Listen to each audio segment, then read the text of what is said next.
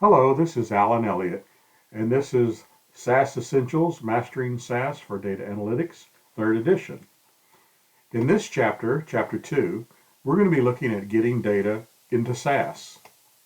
Our learning objectives are going to be to enter data using Freeform list input, a compact method, a column input, formatted input, reading external data using an INFILE technique, and entering data from a multi-line technique.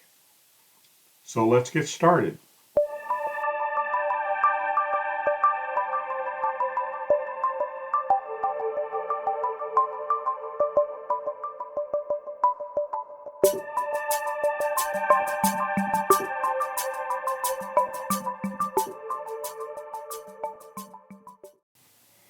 Now, before we get started, make sure that you have the example files on your computer if you're going to follow along with this within SAS itself.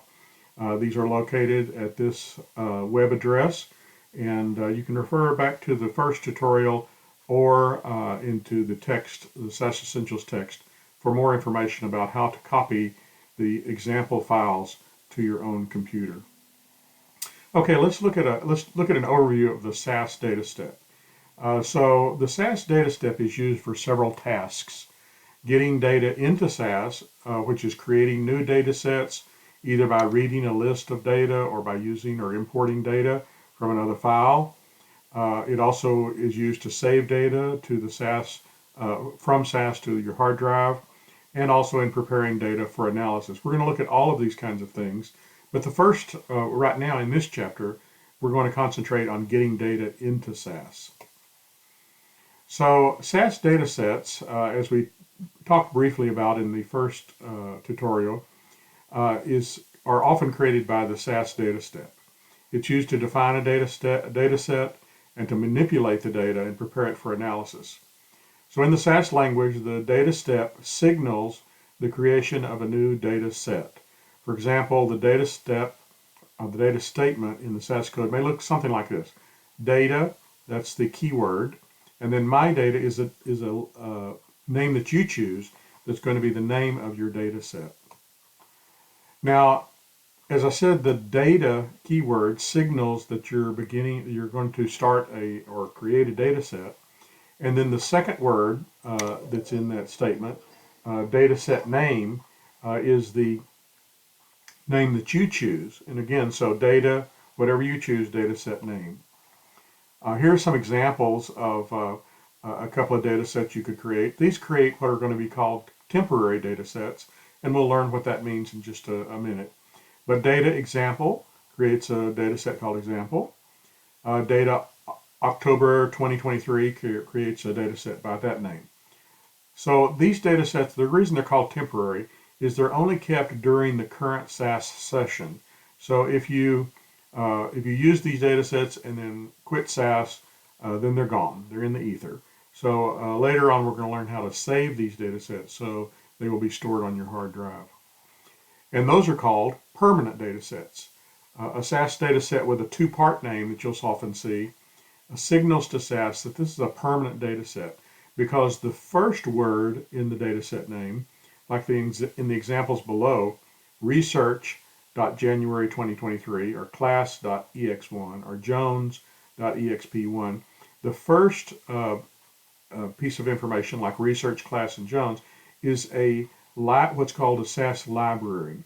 Now a library is a place on your hard drive, and so when we create a data set called data research Jan 2023, that signals to SAS to, once you create this data set, to store it in that library. And that library is on your hard drive.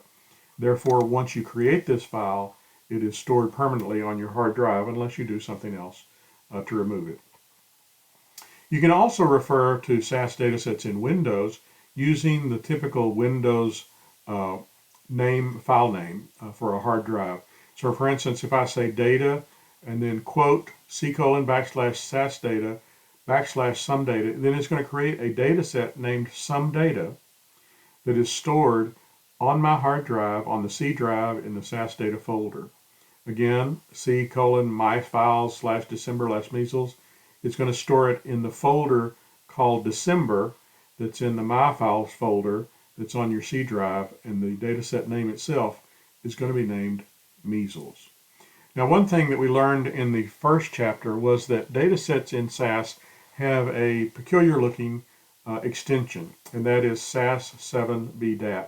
So when I create the dataset above called SumData, it's going to be stored on my hard drive, but it's actually stored as sumdata.sas7bdat. So if we see a file on our hard drive that looks like that, or maybe we download a file from the web and it has a SAS7bdat, that tells us this is a SAS dataset. So just be aware that when you create a permanent dataset, it's going to be saved with that extension. There are several tasks that are done with the data step, and we're going to cover some of them in this chapter and then more in the following chapters. So the dataset name, as we've seen, signals that you're beginning to create a dataset named whatever you choose, but there's other things you can do. You can define variables in your dataset. You can have code to enter data, like the examples we saw in the first chapter. We can create new variables, assign missing values, output data, assign labels, and other tasks. And we're going to learn all of these in the next few chapters. So let's look at a typical data set. A typical data set in SAS is columns and rows. So here we have a data set, and we see the rows we're calling OBS1, OBS2, OBS100. So these are observations. So this is maybe an observation on a single person. And the columns are the actual names of the variables that we have identified for this person. So observation 1 was a person that we called ID 001. That person had a 120 systolic blood pressure, 80 diastolic blood pressure, male, age 15, weighed 115 pounds. So we can see that that first row identifies this first subject. And so this is often how we're going to see data stored in SAS. That is, one row at a time, where each row is a subject or some kind of entity. It doesn't have to be a person. It could be, a company or a credit card ID, account, something like that. And so I mentioned that the data set is in columns and rows, and you really need to get this down because we're going to be using it forever and ever in SAS, and that is each column represents a variable. It's designated with a variable name, such as we saw ID, systolic blood pressure. Every SAS variable must have a name, and the name have to follow certain rules, and we're going to talk about those in a second. Each row is marked here as OBS1, OBS2. It doesn't have to be. We can call it subject 1, subject 2, or machine 1, machine 2, whatever we want to call it. Machine A, machine B, whatever we decide to call the rows. But each row indicates a single observation or record. Now, we mentioned the variable name. So each column has a name, and each name must follow these characteristics. Now, sometimes SAS changes these a little bit, but if you use these, you're going to be safe. First of all, a name has to be between 1 and 32 characters long, but it cannot include any blanks. It must start with the letters A through Z or the underscore character, and again, a name cannot include a blank. But it can include numbers as long as it's not the first character in the name. It can include upper and lowercase characters. Variable names are case insensitive, so it doesn't make any difference if you use uppercase and lowercase. It doesn't make any difference. But they should be descriptive of the variable. Now, this is optional, but not recommended. You wouldn't want to call somebody's age ZX531. I mean, it just doesn't make any sense. So you typically want to use a descriptive name for the variable. So here are some correct and incorrect variable names. These are correct ones. Gender, age in 2023, weight, now look at these underscores, weight in pounds, age in 2023, or underscore outcome, height in centimeters. So a lot of times we use these underscores to sort of separate words in the name so that maybe they make them more readable. Incorrectly, you would say age blank in blank 2023. Remember, it can't have any blanks. Or SS number with blanks in there. No, you can't have that. 2023 measles count. No, you can't start with a number. So those are incorrect SAS variable names. So be careful when you're naming things to make sure you follow these conventions. Now there's various kinds of data in SAS. The first that we're going to talk about is a numeric variable. Now this is the default. So when you enter data in SAS, it expects that data to be a number or a numeric variable. And so if we do something other than a number, we have to tell SAS that. For instance, systolic blood pressure is a number. Age and weight are numbers. However, there's some things we call numbers that really aren't numbers. Like a phone number, that's really not a number that you would add or subtract, or a social security number. All these kinds of things, if it's, are an ID number, those kinds of things are not considered really numbers in a mathematical or arithmetic sense. So we're going to have to designate them or tell SAS these are not really numbers. And the reason we do that is, for instance, if you have an ID of 00012, and you store it as a number, it loses those zeros in the front and it just becomes 12. So it's not exactly what you wanted to do. It's the same thing that would happen in Excel. If you entered 00012 in an Excel spreadsheet, it would return 12. However, if you formatted that Excel sheet column so that you told it that that was a text column, then it would retain the zeros. So oftentimes we then want to designate variables as text variables. They're also called character variables or string variables. You're going to hear people use all three words to describe the same thing. But they're used to store values that are not used in arithmetic calculations. For instance, a variable M or F that's stored for gender would be a character variable. Actually, if you stored 0 and 1 as male and female, or 1 and 2, those oftentimes we would not include as numeric variables. As previously mentioned, you might include a social security number or an ID number and designate it as a character variable because it would never be used in a mathematical calculation. So when designating a character variable in SAS, indicate to SAS what type of variable it is, as shown in the upcoming examples, and actually saw an example in Chapter 1 examples as well. There's another kind of variable that we see oftentimes, and that is the date variable. A date variable can be entered using a variety of formats such as 10/15/09, 01/05/2010, Jan 05, 2010, and so on. Now you have to be a little bit careful if you're in Europe or some other countries. The month and day are different or are reversed from what it is in the United States. So 01/05 in the United States is January the 5th, where in some countries it would be, May the 1st. So you have to be careful that you're identifying that correctly. And there's ways in SAS for it to know which is month and which is day. And you can see more information about that in Appendix B. So I mentioned these are different variables, and they do look different, but technically they actually are dates. And dates are actually integers. And we're going to learn more about that and how they're manipulated later on. But just know that it's a different kind of variable. Now there's various methods of reading data into SAS, and so we're going to look at several of those. These are not all the different ways, but they're some of the ways, and we're going to look at other ways later as we go along. But let's take a look at each of these. The first one is called the Freeform entry. Now you can go ahead and open if you want to, if you're using SAS as you look at this tutorial, and you can do a file open program and open dfreeform.sas, and you're going to see this this code. And you can see it starts out with a data statement, data my data, and we've seen files like this in the chapter 1.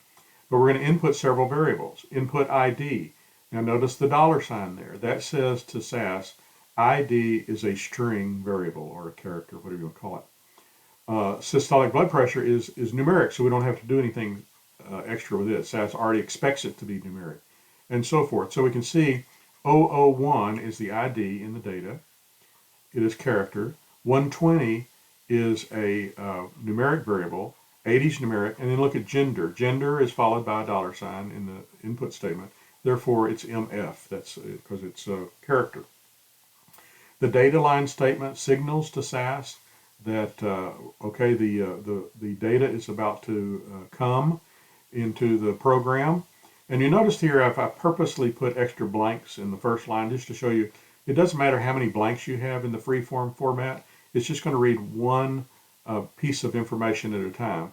So it reads 001, 120, 80, M15, 115. Now that is the first record. So if you remember when we talked about a data set consists of records or rows, so you can see each of these rows is going to have data in them. And then the semicolon at the end signals the end of the data set. Now this is, if we run that program, we're going to get a data set that looks like this. So you can see again you have columns that are variables and rows that are observations or records. The advantages of this kind of freeform list input is it's very easy to specify. As you can see, there's no rigid column positions, which makes data entry easy. If you have a data set where data are separated by blanks, it's often the quickest way to get your data into SAS. Now, in my work, oftentimes a machine would spit out data sets that look like this, so it was very easy to read them in SAS freeform format, or you create your own data as you're just typing it in. There are some restrictions for the freeform list input, and that is every variable on each data line must be in the order specified in the input statement. So if you remember, we had input ID and then systolic and then diastolic and then gender. Every piece of data in every row has to be in that identical order. They have to be separated by at least one blank. They can have more than one blank, but if you have a missing value, and that is you don't know the value of this particular entry, you have to specify it in some way. And in SAS, typically that's using a dot. So you notice this example here, where I have record number 4, I should have a 00 in front of it probably, but 120, 80, F, and then dot, and then which means I don't know the value of this piece of information, and then 150. You can have no embedded blanks that are allowed within the data sets. For instance, if you have a name and you have, Bill, Sue, whatever, you can't have a Mr. Ed, MR space Ed, or a Van space Buren. You can't have embedded blanks like that. Also, a character field has a default maximum length of 8 characters in the freeform input. So if you have somebody's name Chrysanthemum, then that's not going to work. We're going to learn how to get around that in a minute. But 8 characters is the maximum for a character variable in the default freeform input. So here's an example, 2.1. It uses that data set we've already looked at. So I'm going to briefly go through this because you may have already done it.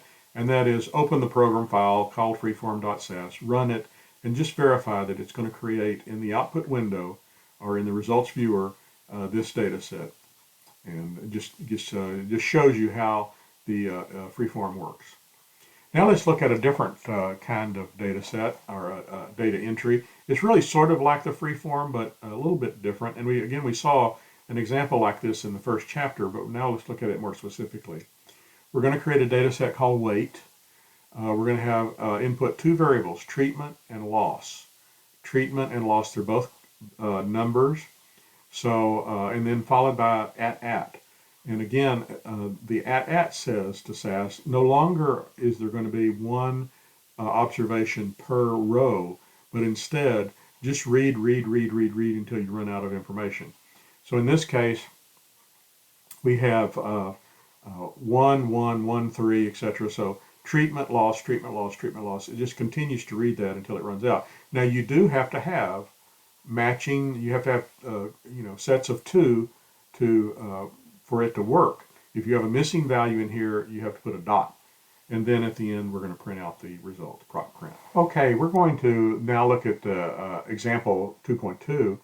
And in this case, we're using the same file, freeform.sas. You may already have it open if you're following along within SAS. Now, what we're going to do is we're going to change the input line a little bit. At the end of the input line, we're going to add the at sign. Now, if you run the program with just that change, it's going to be exactly the same. But what it's going to allow us to do now is to make the data set or make the program more compact. And oftentimes when you're showing an example and you have a lot of data, it can create a very long program. But if you use the compact method, we can put more than one record on a line. So in this case, we'll see that here we have the record 001 and the data, and then the record 002 in the data. So we can, if we put 2 records per line, then we've compacted the program and made it shorter, so maybe it looks a little easier to use. Anyway, make these changes, run the program, and verify that the output is same as we previously saw. Now, let's look at another way to enter the data, and that is using column input. Again, if you want to follow along with this one, you can open up dcolumn.sas. And in this case, notice here we have data, my data, and input, similar kind of thing. In fact, this is the same data. But look at the data set itself. Notice that most of the blanks are gone. The data is pushed together all very compactly. And again, a lot of times when you receive data, or maybe you have a machine that's outputting data, it's going to create a data set that looks similar to this. It's very common. And the reason they do this, this was done, is to save space on your hard drive. There are some spaces in here, but it's because the diastolic blood pressure is sometimes less than 100, but you have to leave room for at least 100 or more. So what do we have here? We have 001 is the ID, the first 3 columns, so 001. The next 3 columns, columns 4 through 6, are the diastolic blood pressure. The next columns, 7 through 9, are the diastolic blood pressure, and so forth. So what we've done here is we've added a piece of information. Previously we had ID, $, SVP. We didn't have to tell it what column the things were in. But now with column input, if their data is like this, then we have to specify what column certain things are in. In fact, down here at the bottom it says input variable, start column, end column. So that's how you would designate the various columns in this kind of data set. So you can see where this would come in handy. If you have your data set in this fashion, then you have to have these column designations. Now the advantages of column input is that the data fields can be defined and read in any order. So if I go back to this, notice I read in ID, systolic, but actually what I could do is I could read in systolic blood pressure first, as long as I tell it what column it's in, and then I could read in weight, and then I could read in gender, and I don't even have to read in the other stuff if I don't want to. So it makes it a lot easier. I can read in any columns I want. Any columns can be skipped. We don't have to worry about blanks. They don't have to separate fields. Sometimes they're in there, but we don't have to worry about them. In this case, character values can be up to 200 characters long. So for instance, I might have a variable called diagnosis, and I reserve 200 columns for that. That would be a lot of stuff, but I have plenty of room to define a length of that. Also, I can have character data values that have blanks within them. So I can have John space Smith within columns. As long as it's defined in the proper columns, I can have things like this. And also I can input only the variables that we need. As I mentioned, we can skip the rest. Now, of course, there are some restrictions for column input. First of all, the data values have to be in these fixed length column positions.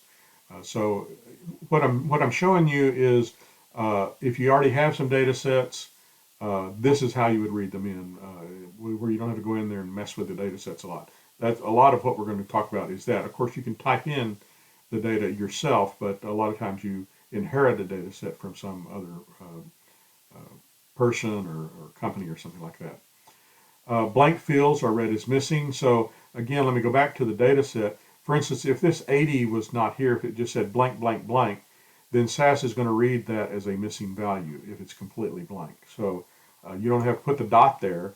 It's already going to know that that's going to be a blank field. Character fields are read as right justified in the field. So if you have a numeric field that's 10 characters wide and you have the number in there somewhere, it's always going to right justify. Just like if you type a number into Excel and then it shoves the number over to the right, similar kind of thing. Column input has more specifications than input, so that's a restriction, and you have to specify the column ranges for each variable. This is what I mean by how the data is sort of shoved over to the right. So here I have gender is in columns 1 through 3. And notice I have M's in various columns, but they're all read as if M is in the column 3. It always justifies your data in this column entry. Here's some numeric examples, for instance. 1 through 6, 230 is going to be read as 230, 23.0, 2.3E1. Now it understands, this is scientific notation, so it's like 23 times 10 to the first power, or just 23.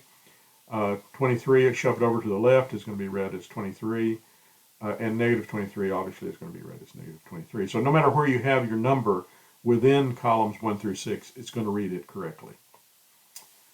Okay, here's a hands-on example then using dcolumn.sas. By the way, I might just mention that when you see these example files, typically a file that begins with a D has to do with data files, things with a data set. And later on, we're going to see ones that have an A, which has to do with analysis, and then some other ones. All right, let's look at this. We've already seen this data, this code before, but just to show you together, here is the code, and then there is the data set it creates. Now, there's some specific steps in the book, and I would encourage you to go look at example 2.3 and follow all the steps to learn some additional information. Now, a third way to enter data is called formatted input. Now, in formatted input, we're going to have data, and then the data set name, and now we're going to have some additional information. So here's input.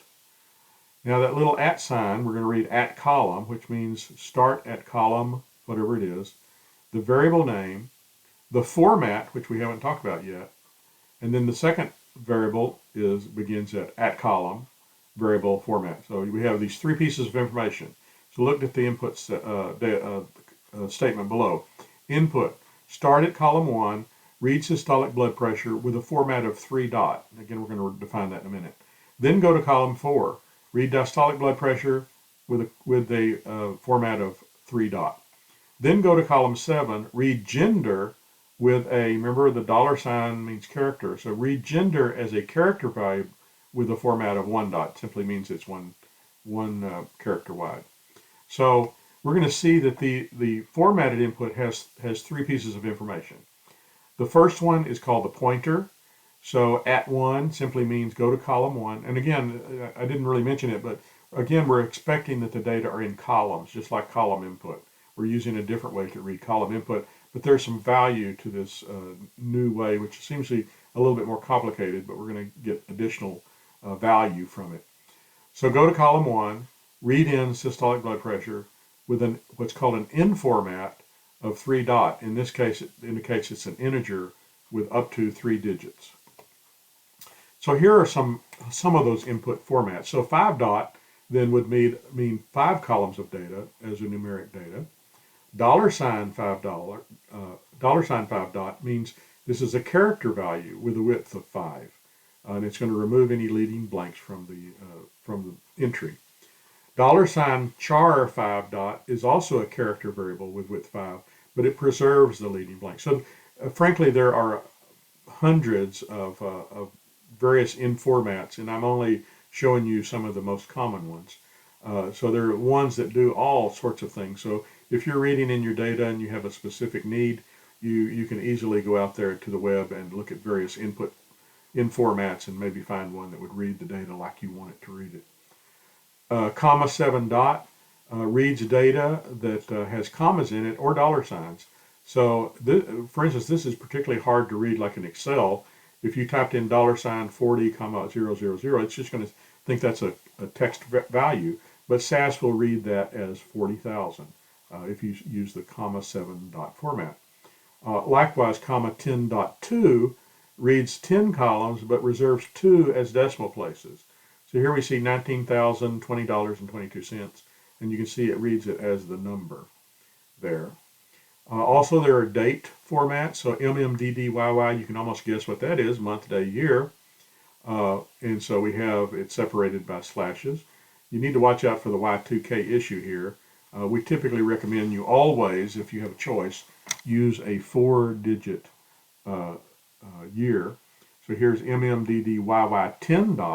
So in this case, we have two extra columns, and those columns are used for a 4-digit year, 2016.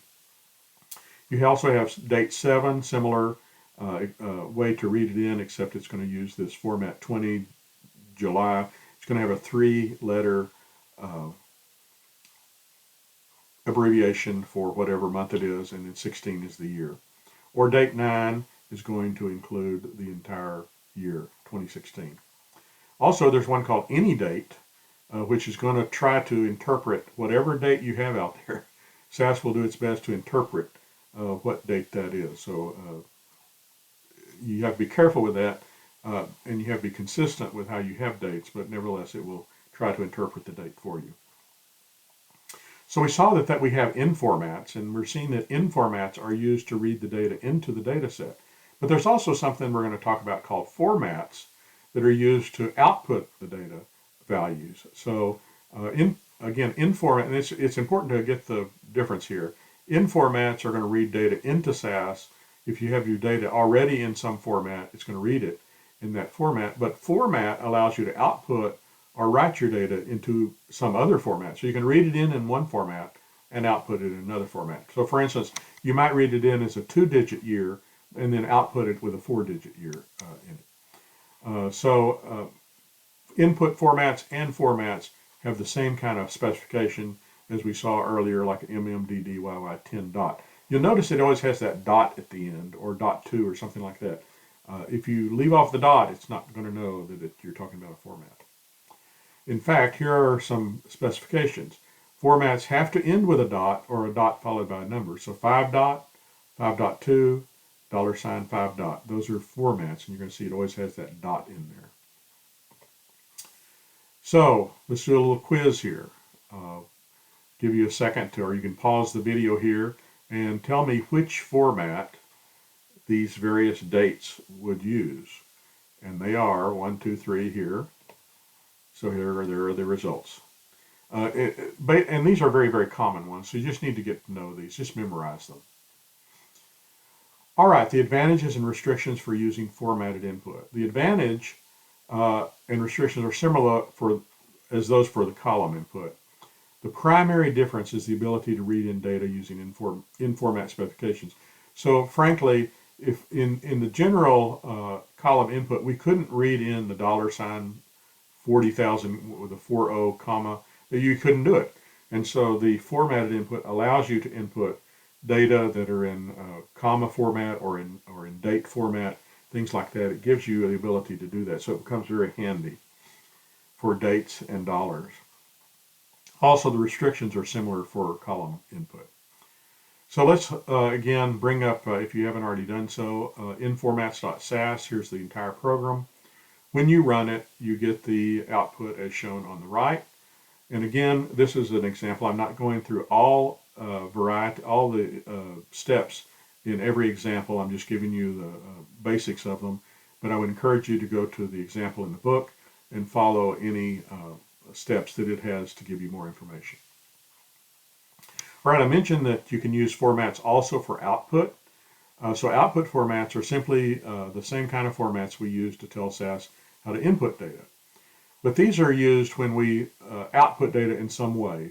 One of the easiest ways to output data is using a procedure called proc print. Proc print creates a simple report that simply prints out the data in your data set in a nice columnar format. But it's going to print out the data in the data just as you've entered it. So if you entered, like if you have 40,000, it's just going to say 40000. But if you want it to appear like a number or a dollar value, then you have to assign a format to that, an output format, so that when it creates the report, it's instead going to use that format to output it rather than just the way the data is in the data set. So here's an example. Within the data step, if I enter the statement format O, there's a variable called O, O-W-E, and $10.2, that means whenever you output the information concerning the variable O, output it with the $10.2 format. And so we're going to see some examples of that as we come up. Okay, here are some common output formats, and I'll just mention a few of them because most of them are the same as we saw for the input formats. But notice here that we have several word date formats. If we output something with a date 9, which as we saw before, we get this 09 Jan 2016.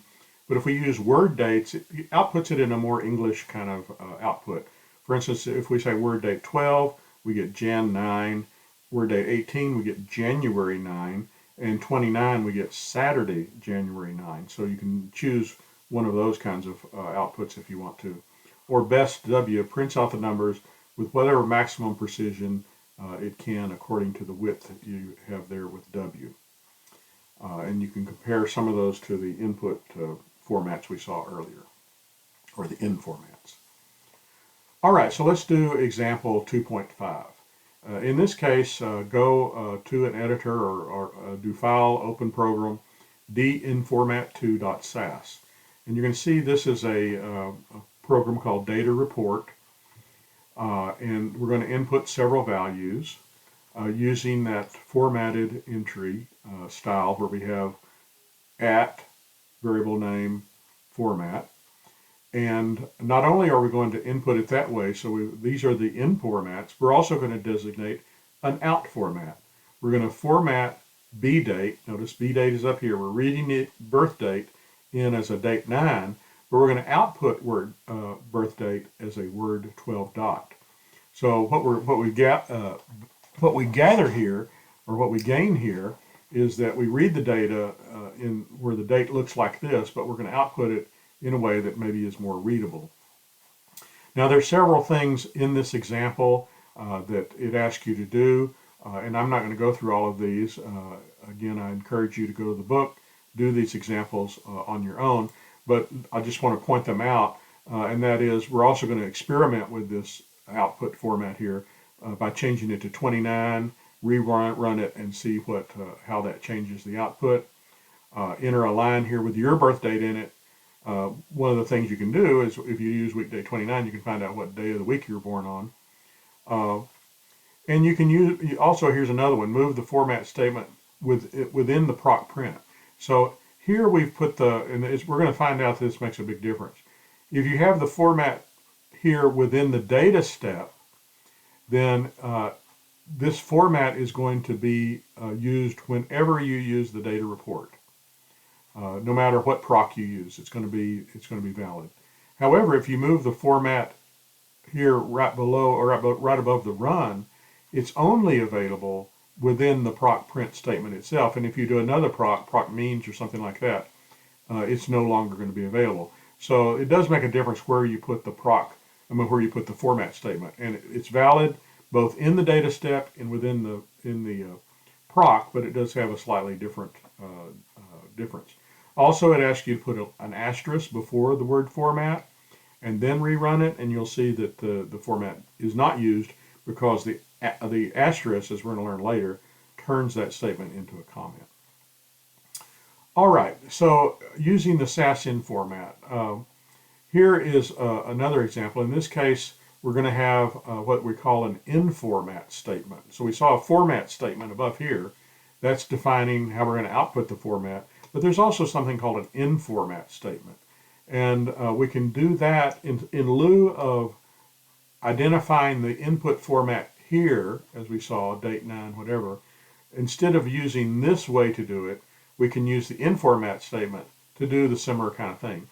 So in this case, we're going to, before our input statement, we're going to say, when you read in last name and first name, read it in using 12 dot format. Both of these will read it in that.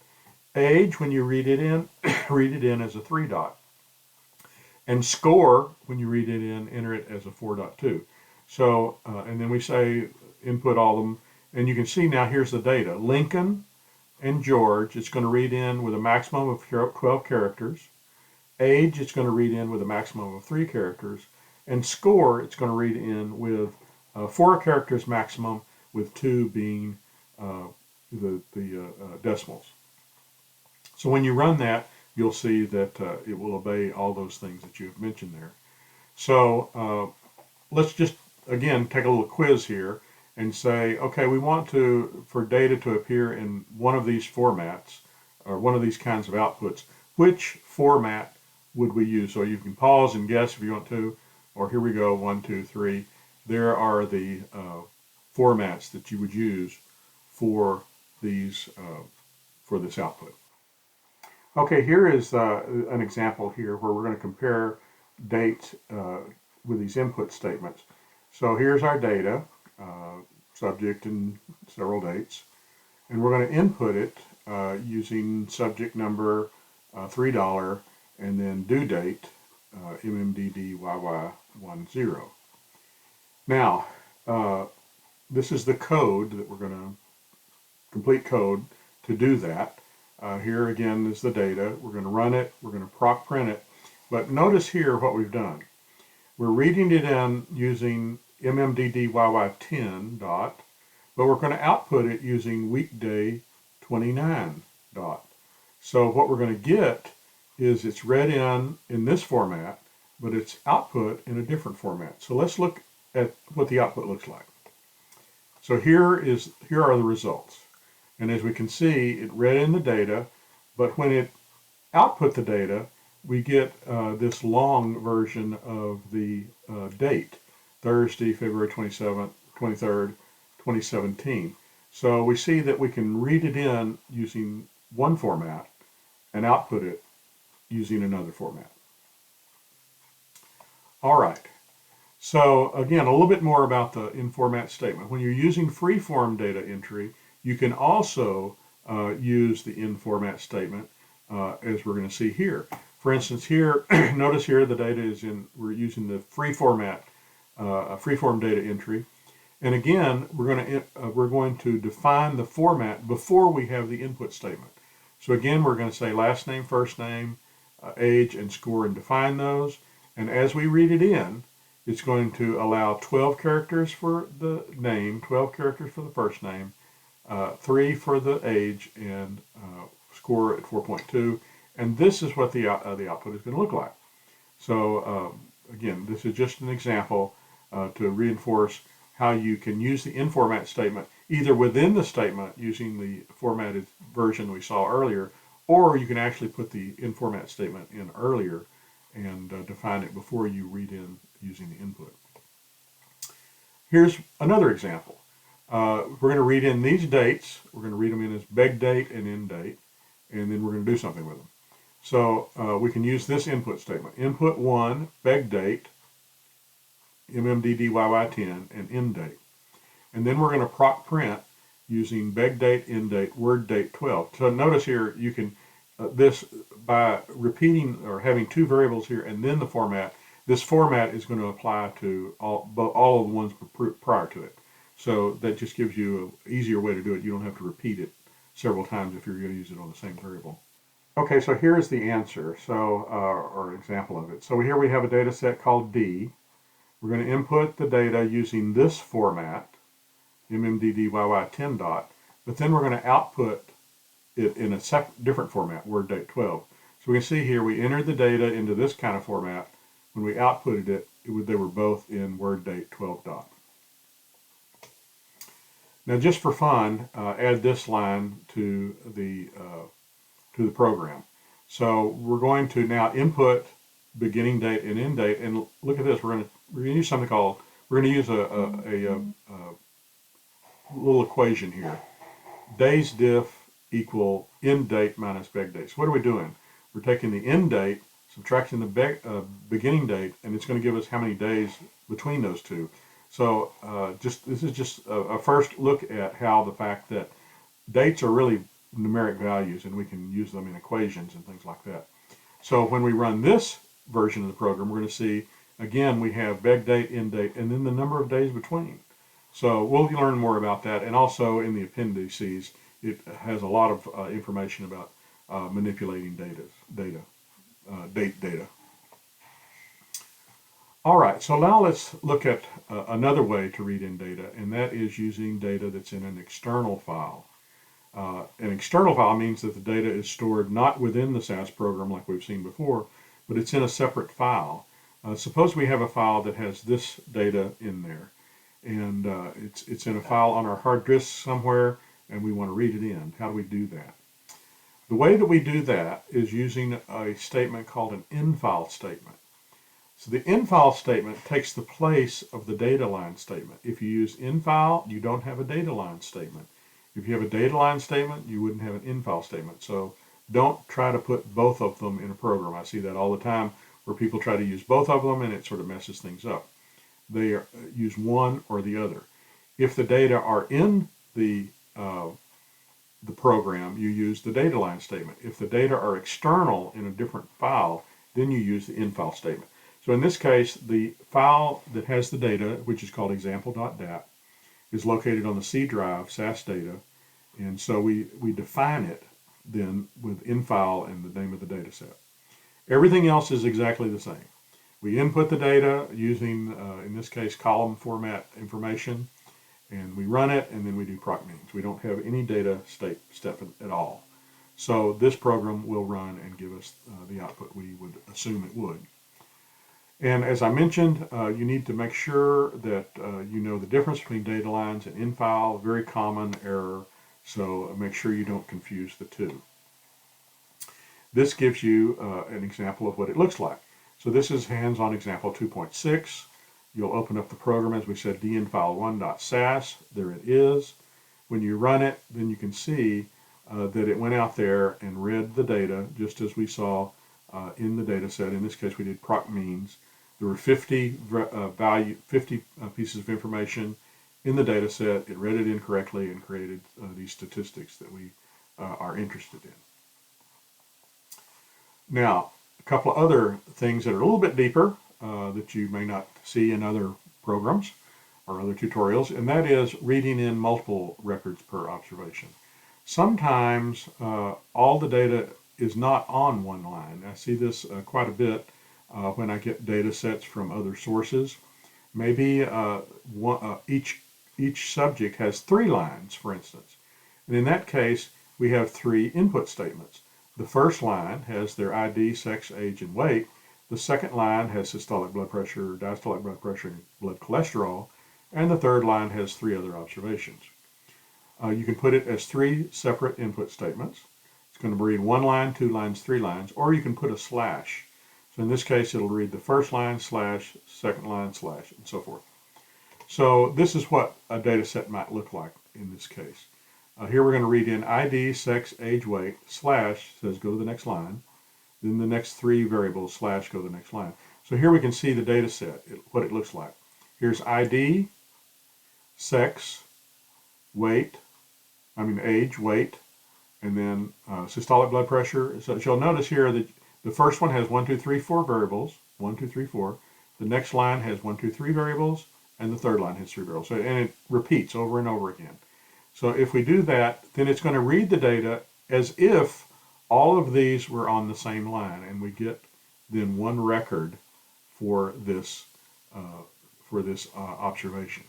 Again, there's some more steps to this. Go to example 2.7 and complete that example as it is in the book.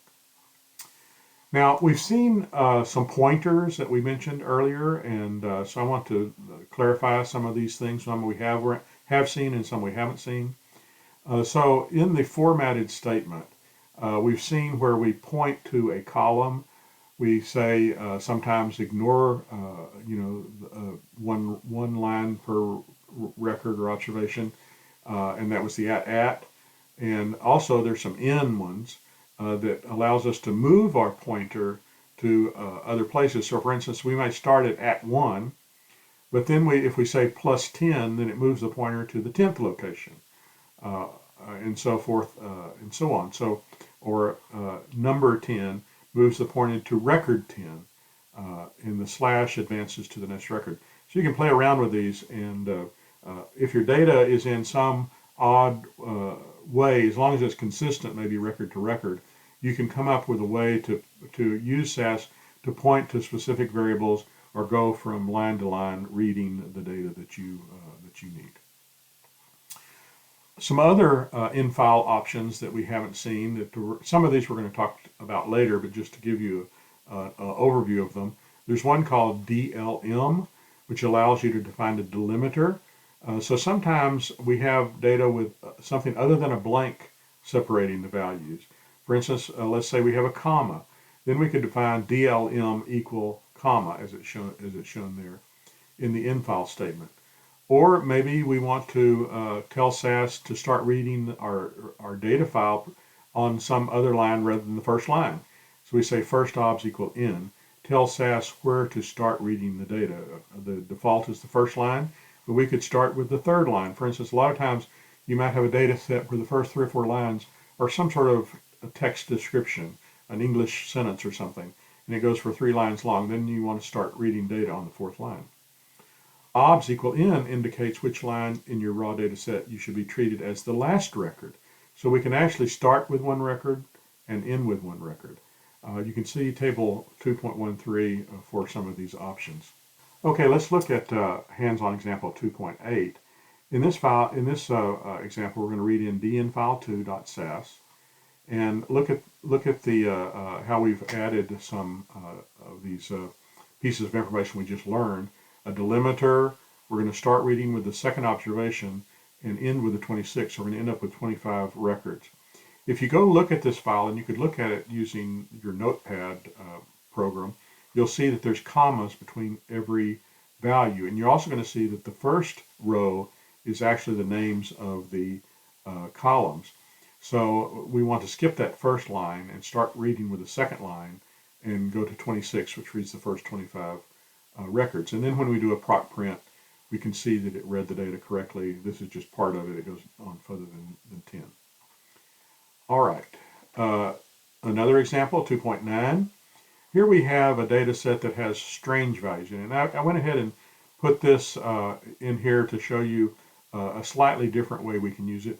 I mentioned that when you have an in file, you wouldn't have a data lines file, except in this one example. And that is if you say in file data lines, which says read the data in from the data lines using a delimiter that is a string value, not just a one thing like a comma, but you have this very strange delimiter. And occasionally you're going to find data sets with strange delimiters. And so look at the data. Dallas, strange delimiter, Texas, strange delimiter, Lahui, strange delimiter, and so forth and so on. So this is just an example of how you would now read this data in with and take account for that delimiter here. It's not a comma, it's not a space, but it's still going to read it correctly. So if I read this in, I run it, do a proc print, I see that it again read the data correctly. So we're not covering every trick in the book that SAS can do, but this gives you an overview of a lot of the things that you can do with SAS. If you have strange things in your data set, SAS has a variety of ways that you could read the data in. All right, here's another example.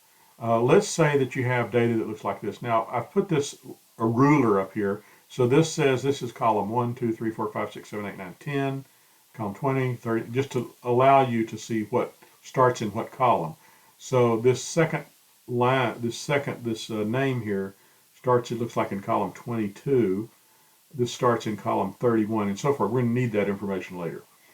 All right, but notice here that I'm reading in data, but there's some missing values in here. Now, how do I make SAS read this data knowing that there are some missing values here? And it's a little bit tricky. There's several ways you can do it, but let's look at this way to do it. So this is example 2.10. If you open up dinfile4.sas, you're going to see that I'm reading in this data using the column input. And so it reads in each things in the various column. Notice it has them designated as $sign to tell you that it's character values. And then I run it, and it's able to then read the data in, making sure that even the blank data areas are okay because I'm reading in the column kind of data set. If I tried to read this in using Freeform, it would be all messed up. Now, a trick to remember the typical lines in a SAS data step are this: DIDDS,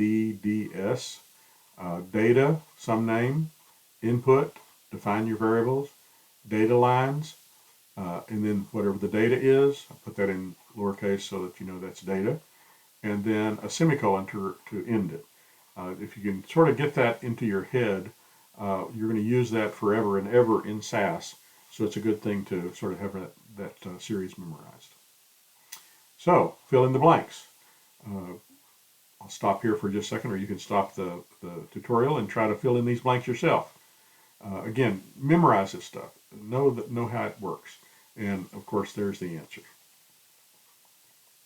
All right, so this was the end of chapter 2, and it shows you we're beginning to see a very powerful feature of SAS, and the reason so many people and companies use SAS, it has a wide variety of ways to input data, to manipulate data, as we're going to see. Many ways that we can input data that's superior to things like Excel that a lot of people will use and so forth. So hopefully this is a good beginning for you to use data. I hope you will continue to the next chapters to see additional information about using SAS. I do want to point out a couple of things that are on the website, and that is these little sheets. They're 8.5 by 11 sheets. You can print them front and back, maybe on cardboard if you want to, and just keep these handy because it summarizes this entire chapter, and it gives you all sorts of pieces of information about this chapter and a little bit beyond, some things we're going to cover in a little bit later. And so this hopefully will be handy to you to allow you to quickly remember some of the things that we learned in this chapter. And again, these slides are based on this book. I would encourage you to make sure that you're going through the examples thoroughly, because I'm just covering them briefly. And sometimes if you do them 2 or 3 times, it will help you. So again, thank you. If you can like this video and subscribe to our channel, we'll be adding new chapters and new tutorials as we go along. Thanks.